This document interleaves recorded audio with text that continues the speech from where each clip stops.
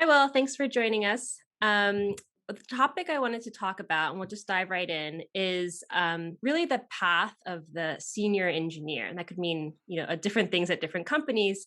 But I think you're really well positioned to talk about it because you've written the book, The Elegant Puzzle, which is about engineering management. And then more recently, your book on staff engineering called Staff Eng came out.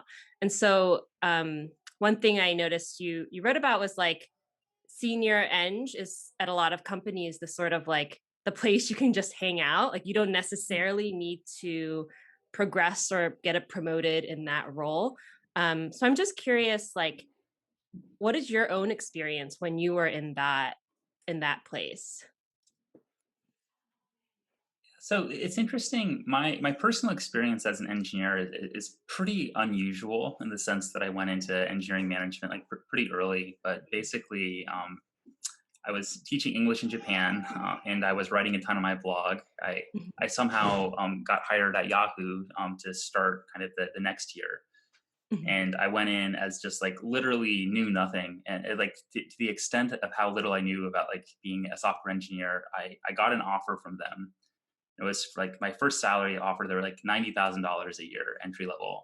And I was like, great, accepted. And the recruiter called me back and he's like, actually, we think the offer's too low. And I already accepted it.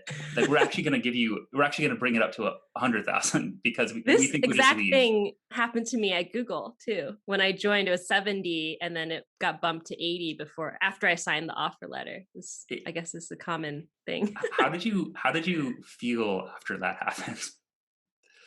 I mean, I didn't know anything. I was like on the East Coast, knew nothing about tech companies. So it's just like, cool. Like, I guess I was going to accept anyways. So yeah, Yeah. pretty young and naive and didn't really know how to, yeah, I don't even know that I really thought about it much other than like, okay, sounds good. Yeah, it's funny. In retrospect, it kind of like highlighted like I just didn't know how to negotiate a job offer. I didn't know, I didn't know what a reasonable salary was. I didn't do any research on like what a reasonable band might have been. It was my first job, like first non kind of like strange job that kind of professionally. I just like didn't know what I was doing. But so they give me this offer. I accept it. They increase it because they thought I was just, they never assumed someone would negotiate as poorly as I did, I guess. You're like, still accepted. Still accepted. I was like, so then a start. And Yahoo didn't really have titles at that point for a lot of the engineering levels. It was just technical Yahoo is what it was called. And it was only once you got to architect, which was kind of the fourth role, or went into management, that you actually got a title. So Mhm. I was a technical Yahoo, but I was like the first level, an L1 or whatever. And then some of my peers were kind of L3s, but we didn't have any architects on the team I joined. And so everyone was just like a technical Yahoo. And so I was there about a year in. I got promoted. I think, fortunately, I think I definitely knew how to work a lot, even if I didn't know much else. And so that was like a great opportunity. But also, what happened at that point is that Yahoo sold its search business to Microsoft Bing, and so basically there was a mandate to like not ship anything for a unknown period of time. Mm. And so the team that I was on just like wasn't. We actually finished our product, kind of the feature complete, like the week before that. Then we went into this like contract period with Bing, and so we just didn't know what to do. We started building the V2, but we never Mm. launched the V1. And actually, by the time I left a year later, we just like never got to launch the thing that we built. Mhm. And then from there, one of my coworkers that I enjoyed working with, a product manager named Dosh, he went to Dig. And so he, it's like, hey, we're hiring. Worst case, you're going to make $250,000 if you join Dig. Easy, and kind of classic Mhm. Silicon Valley story that people will tell you. And so I accept the offer. Our CEO gets fired the Friday before I join on that Monday. But again, like I had already accepted. I was going. And like the biggest perk, honestly, at that point was not commuting to Sunnyvale every day, because I was actually Mm. walking like 40 minutes to a Yahoo shuttle, an hour and a half on the shuttle. and then doing that same commute back. So I was commuting, Wow. like 3.5 hours a day. And if it rained, it would like maybe take 4.5 hours or something because the 101's a Wow. nightmare. So just like not doing that was this amazing perk of the job in the city. And it was like down in Potrero What a Hill. different world we live in today, huh? I know. Did you ever go from having a long commute to having a short commute? Oh, yeah. I mean, I was commuting from Mountain View. When I started at Medium, I was commuting from Mountain View. I would drive, park, run to catch the last bullet train, like California bullet train. And then get to Fourth and King and then walk 15 minutes to get to the Medium office and then do the whole thing in reverse. And then I moved to San Mateo and moved to Berkeley. I'm kind of like circling SF and getting closer and closer. But I mean, I just walk outside, which is great. I think the not having And I that did that commute. while I was pregnant too, Oh which was wow. awful. It was just like walking and smelling fumes and feeling like I was gonna throw and I just get to work and like throw up is really bad. Yeah, that sounds terrible. That sounds utterly awful. But like that first like 3 months after you go from having a long commute to having like a really short commute or no commute is just like the best 3 months of your life, right? And then like time kind of like rebalances and you no longer realize you have another like 3 hours a day, but it's like Right. a beautiful moment. Yeah. The relative being in that comparative like transition moment is yeah, it's a good time. So Yahoo went to Dig, hired as a mid-level. They actually, I think humorously enough, again, didn't know what I was doing. So at Yahoo, I got like a pretty big raise. I think got up to like 113 or something. And Dig Mhm. like lowered my salary. And I was like, well, I guess I'm going to do it anyway. So then I went and got like undercut on salary again, which is sort of funny. Mhm. Just like really pretty stupid at that point in my career about negotiating. And I went. The CEO's fired the day before I start, Mhm. and they were actually in kind of like year two of a death march to launch this like Dig V4. And so Mhm. the most of the experienced engineers like had I later realized like quit in the 6 months before I started. So it's kind of this like the people who are like too loyal to the cause for whatever reason to leave were still there, and they're like desperately Mm. trying to backfill. And so it turns out it's like relatively easy to get promoted to senior in that case. But actually, I moved into management less than 6 months after I was there. So this is only like 2.5 years into my professional career in software. Mm. I was in an engine management role, Mhm. and then we had a series of layoffs, and so like I was the only manager left at the company after about 12 months. And so they gave me a shiny director title because literally they were trying to retain people, and then they were trying to make it like an attractive acquisition target. And so having like higher titles like created the perception Yeah, of like some sort of like seniority, but really I effectively spent no time as a senior engineer, got and it. really had an accelerated appearance of a career due to kind of Yeah. the just like what a tire fire Dig was at that point. When you were considering or being offered this move into management, was that a choice? Were you like, oh, I could either do this or take a more technical path? Because that's kind of the path you're talking about now, and speaking with a lot of senior engineers, right? I think uh, it's interesting. I can talk to that in a couple of different ways. So Mhm. first, I think that this was a company where there really was no people management happening. Like everyone was just trying to ship code, and the managers were just trying to like align people to ship code. There wasn't like career planning happening. There wasn't like a development budget. There was just desperately trying to figure out how to get this like feature like this like launch out the door. Mhm. And so even the managers were more kind of like a tech lead or something like that. And so the Got first it. project I was first like the engine manager for the API platform, which was just like basically some Tornado servers from like the Python ecosystem that was kind of like a proxy to our Python backend. And it was like a team Mhm. of like 3 people. We had like a mobile contractor that we had given like a 6 month commit to. So he was one of the 3 engineers on this like API team, was just our iOS developer because we didn't have an iOS app to build anymore.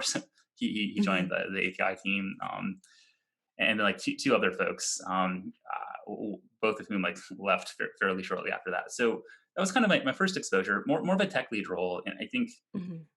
I think they just saw someone who like was willing to kind of irrationally take personal responsibility for kind of In a things tire around them. fire. And I think that was, it's a strength, I think, to take a lot of responsibility. It's also like a bit of a trap where you kind of end up taking responsibility for like a situation that's like a little bit unsalvageable. Yeah. And that was the beginning of it. But I did later, go to the CEO, the new CEO, the third CEO of my like 2 year period, and say like, hey, I really want to go back into the technical path. Like, Mm, I don't want to be.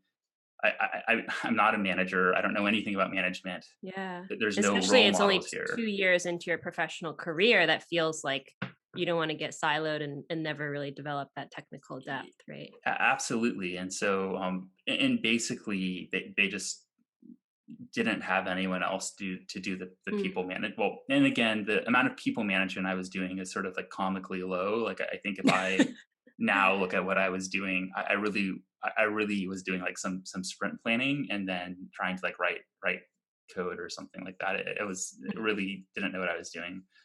But it just sort of like structurally the company needed someone in this like director role, which is really Mhm. again like a manager role at best. And so Right. I just couldn't get out of it. But really, I did want to go back to it. And like when I think about career kind of regrets, I want to give Mm. advice on this topic to folks. I think don't leave the technical role path until you're done doing what you want to do, because I do think it's, Charity Majors has a great piece on like the The manager pendulum. engineer pendulum, but I think something that piece kind of doesn't address is that as you get deeper onto one of those two, I think the switching costs do go up, and the Mm. kind of the economic rewards of getting deeper on them is extremely high.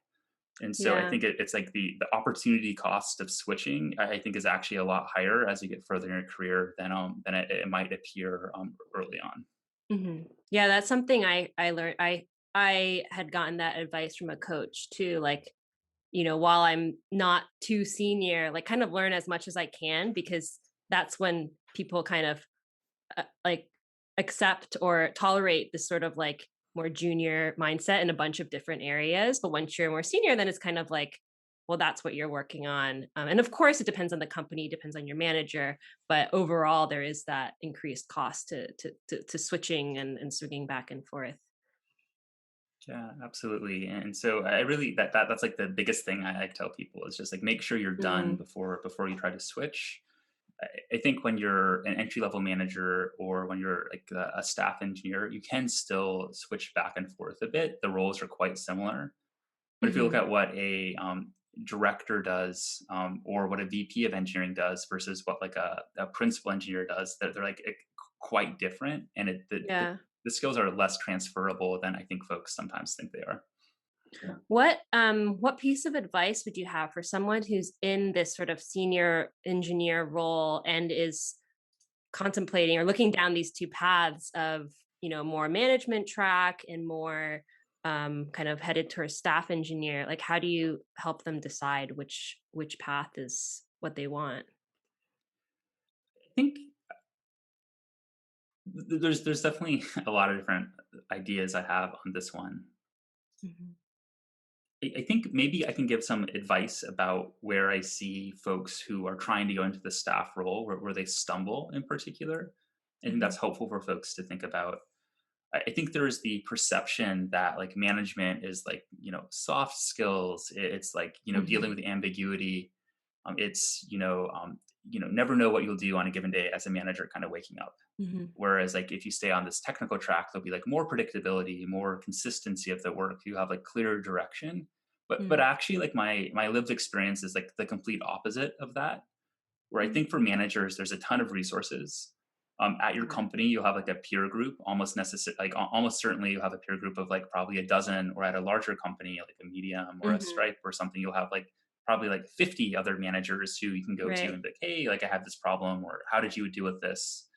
And And you like get the general company management training as well. yeah, there's like a people team trying to support Hmm. people managers to Right. success, right? But on the staff side, none of that. Like the people team doesn't really think at all about how do we make like staff engineers or principal engineers Hmm. successful. That's just like not a problem they think about because it's structurally a people team doesn't see like staff engineers as company leaders in the same way it sees people managers Hmm. as company Right. leaders because functionally it's true in engineering, but in most other functions, Yeah. this that just doesn't exist. So they just don't structurally they just can't think about this problem that much. Right. They're trying to solve for the whole org, and there's management in the whole org, rather than that there's not these like staff engineer equivalents. Exactly. And so I think the staff engineers actually often end up in the spot where like, oh, my manager will be able to kind of help me as a staff engineer. And they will to Hmm. some extent, but most managers have never been a staff engineer. And most Hmm. directors have never been a staff engineer. And most VPs of engineering have never been a staff engineer. Right. So, and there are often far more directors of engineering at a company ratio wise than there are staff engineers. So your peer group's really small. So people are like, oh, I don't like ambiguity. I like having clarity in my work. So I'm going to go in this staff path. I think it blindsided at just like how little structure and support there is when in the actual role itself. Hmm. And how have you found people to be able to get that support? Is it externally? Yeah, I think there's a couple of different things that I found. So first, there's like the classic Laura Hogan kind of Hmm. manager of Ultron. When I Hmm. interviewed Michelle Bu for Staff N, she talked about the Frankenstein manager, which is kind of the same idea with a slightly more grisly metaphor. But I think like finding the different pieces that can be helpful to you. And to your point about going externally, I think going externally is incredibly important for these folks in these staff roles because I think these people usually are like defining what that even means at their own company. Right. Even companies that think they know what a staff engineer is often don't. And so I think these peer groups, like learning circles, like that you can put together. I found that people in staff and principal roles have this like immense thirst for kind of like peers and like folks that Hmm. community. And so there's a lot of openness if you just reach out to folks like, hey, like I want to talk about this, or I want to do like a learning circle to Hmm. participate. Cool. And then I wanted to ask you, like, so you've published your Elegant Puzzle book. You recently published Staff Eng, in the pandemic with a newborn, which I thought was really funny. Like, it's kind of like you're like the Taylor Swift of Eng management, like released two albums. I'll take it. But like, I mean, how do you think about this like non-work work? Like, where do you find the time to do it? What does your week look like? I think so first I think a really important point, maybe the most important point I would make on the idea of like non-work work or kind of supplemental work is that most of the most successful people you've ever spoken to don't really do this. And so I Mm. think in the Bay Area or in technology in general, there is such a strong online presence of folks who are uh, doing these like God forbid like side hustles or like whatever Mm. you want to call them, where they're like churning out content, they're writing a lot, they're like doing a YouTube channel, they're like on Clubhouse, like talking about their deep TikTok. clubhousey thoughts, TikTok, whatever. And I think it creates this like competitive pressure to like be there. And I just think Yeah. it's so important to like ground this on like the most successful people you know don't do any of this, and you don't need to do any of this. Like if you don't Mhm. want to do it, just please don't. I do have that feeling when I start to see Eng leadership content on like TikTok or Clubhouse. I'm like, God, I got to do that too. Like, I'm just trying to keep my kids alive. Like, Yeah, yeah. it's wild, and I do think conversely, like I think if you do it, it's really helpful, but it's just Mm. one form of privilege. And so I think Yeah.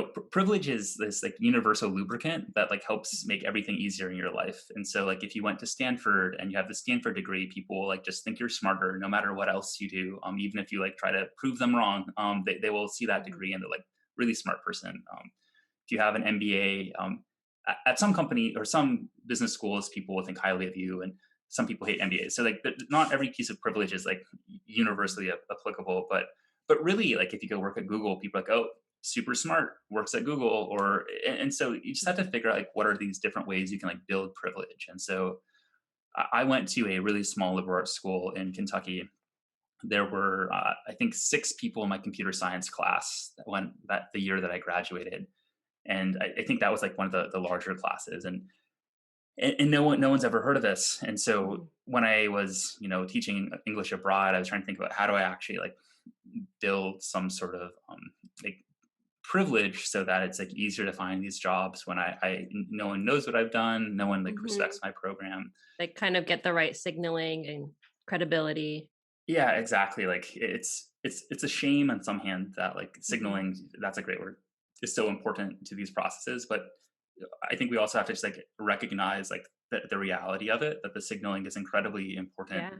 and then figure out how to like create some of that. And I think like writing online, the Mhm. books, all of these are really speaking at a couple of conferences. Like just doing a small amount of Mhm. each of these is like this incredibly powerful signaling tool. You don't even need to do much of it. You don't need to keep doing it, but just having like 4 Mhm. popular posts you've written, like 2 like conference Mm. talks up on YouTube, just a little bit, I think is really powerful way to kind of accelerate your career if you want to do it, but you certainly don't have to. Mhm. So it sounds like you're not doing it, like, all the time, and but, I mean, writing a book and, writing books is not it's no walk in the park, right? Like, but it sounds like those are things that you don't have to do, but it's things that you are kind of, like, motivated to do. I think writing a book isn't. And people have different experiences. I kind of enjoyed writing my second book, definitely more than I enjoyed writing my first book. I think my first book, I sort of created a timeline that was helpful for me finishing it, but also that was sort of like unpleasant to like Yeah. execute within. So I definitely regret how I timed that one. And I think the one of the joys of self-publishing in the second book I did self-publish is you own your timeline, and Mhm. you own the quality level. And I think that to me was really powerful, where Jerry Weinsberg wrote this book called The Fieldstone Method for writing, and it talks about Mm. basically writing where you have energy. And that really appeals to me, where I like to work on projects as long as they're energizing for me, but like Yeah. this is a hobby, and if Yeah. it's not energizing, like I just want to stop doing it. And the problem with working with the publisher is like you can't just It's stop. You have yeah. to like keep going with it. And so to me, that's where self-publishing was kind of great the second time. Mhm. So it sounds like really genuinely finding this, like, eng adjacent or eng area stuff that maybe I call non-work work, but stuff that qualifies as a hobby is kind of how you found time for it. Y- Yeah, that is what worked for me. And I do think the experience of releasing a book when it goes well is I think just like there's a lot of just like endorphin highs to it, and they Mhm. kind of keep going, where I, it was really rewarding for me to do it. I don't know if I really have like another book in me in the next couple of years. Like maybe going to be a little bit slower on that one, but I really enjoyed it. It's really cool to have like something that you've created that you can like physically hold, that is not Mhm. squirming out of your hands trying to get away from you. So I really enjoyed it, but I definitely think I could have accomplished the same like career outcomes like faster and Mhm. more simply.